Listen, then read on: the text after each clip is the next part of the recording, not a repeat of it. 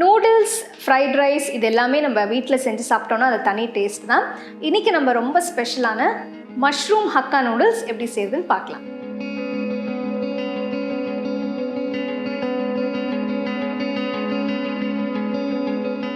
Mushroom hakka noodles செய்கிறதுக்கு ஒரு கடாயில் 3 டீஸ்பூன் நல்லெண்ணெய் ஊற்றி, ஒரு துண்டு இஞ்சி பொடியை நறுக்குனது, 4-5 பல்லு பூண்டு பொடியை நறுக்குனது, 2 பச்சை மிளகாய் கீர்னது, கொஞ்சம் வெங்காயத்தாளில் வெங்காயம் ஸ்லைஸ் பண்ணி போடணும்.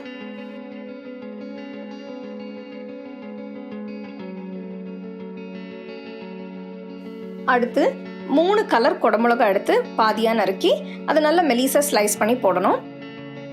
உங்களுக்கு கலர் குடமிளகாய் கிடைக்கலன்னா நீங்கள் பச்சை மட்டும் யூஸ் பண்ணிக்கலாம்.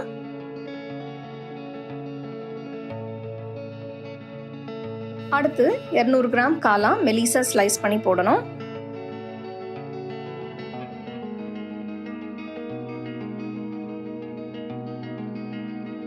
அடுத்தது இதில் 2 teaspoon dark soya sauce, 2 teaspoon light soya sauce போட்டிருக்கேன்.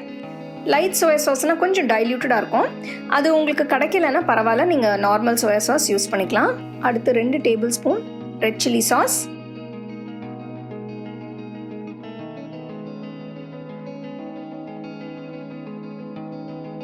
1/2 டீஸ்பூன் மிளகு பொடி, 2 டீஸ்பூன் சர்க்கரை. இது நான் லைட் ப்ரௌன் சுகர் யூஸ் பண்ணியிருக்கேன். அதுக்கு பதிலாக நீங்கள் நாட்டு சர்க்கரை யூஸ் பண்ணிக்கலாம், இல்லைன்னா நீங்கள் சாதா சர்க்கரையும் யூஸ் பண்ணிக்கலாம்.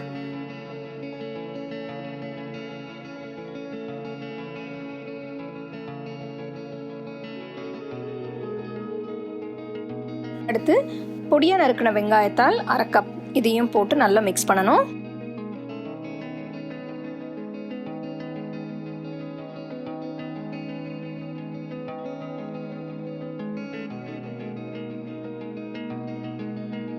இந்த ரெசிபி செய்யறதுக்கு நான் ஒரு பேக்கெட், அதாவது 150 கிராம் ஹக்கா நூடுல்ஸ் எடுத்து வேக வச்சு வச்சிருக்கேன். வேக வச்ச நூடுல்ஸை கடாயில் போட்டு இந்த சாஸோட நல்லா மிக்ஸ் பண்ணணும்.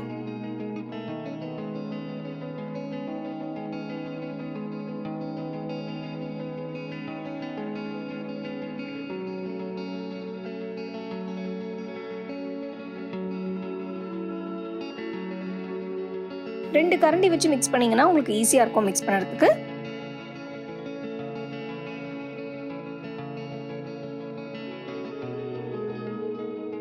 நூடுல்ஸ் இந்த சாஸஸ் எல்லாம் நல்லா அப்சார்ப் பண்ணி நல்லா டேஸ்டாக இருக்கும்.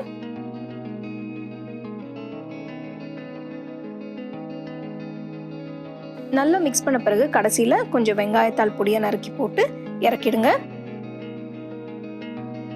இப்போ இந்த ரெசிபிக்கு உங்களுக்கு பிடிச்ச காய்கறிகள் நீங்கள் யூஸ் பண்ணிக்கலாம். அருமையான மஷ்ரூம் ஹக்கா நூடுல்ஸ் தயாராக இருக்கு. இதை நல்லா சூடாக சர்வ் பண்ணுங்க. மஷ்ரூம்ஸில் நம்ம நிறைய ரெசிபிஸ் செஞ்சுருக்கோம். ஆனால் அடுத்த வாட்டி நீங்கள் மஷ்ரூம் ரெசிபி செய்யும்போது இந்த மாதிரி நூடுல்ஸில் நீங்கள் கட் பண்ணி ஒரு அருமையான மஷ்ரூம் ஹக்கா நூடுல்ஸ் செஞ்சு பாருங்கள். இதை நீங்கள் அப்படியே சாப்பிட்லாம். அது ஒரு நல்ல லஞ்ச் பாக்ஸ் ரெசிபி கூட.